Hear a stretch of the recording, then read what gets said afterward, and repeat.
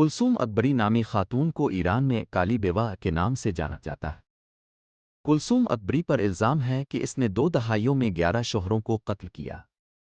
ये सब दौलत और जायदाद हथियाने के लिए किया गया। कुलसूम अकबरी उम्र रसीदा और बीमार मर्दों से शादी करती थी। फिर तो उन्हें जायद दवा जहर देकर कत्ल कर देती। उन हलाकतों को तबई मौत समझा जाता था और वो शोहरों को कत्ल करके पैसे बटोरती रही।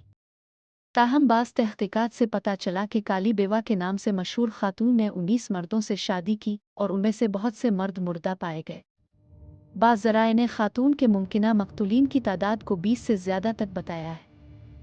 कुलसूम ने शोहरों को शादी के बाद जहरीली अद्वियात दे और बाज़ केसेस में अस्पताल ले जाने के बाद दवा ज़्यादा मिकदार में दी। आखिरी शिकार अजीज़ अल्लाह बाबाई की मौत ने शक पैदा किया।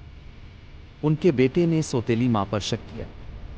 पुलिस तहकीकात में कुलसूम ने अपने जराइम का एतराफ़ कर कुलसूम अकबरी को तेहरान की अदालत में पेश किया गया।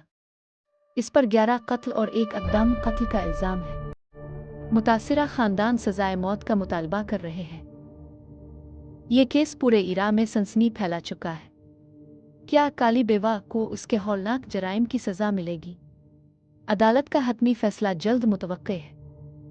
इस तरह की वीडियोज़ के लिए दक्कन फाइल्स चैनल को सब्सक्राइब करें।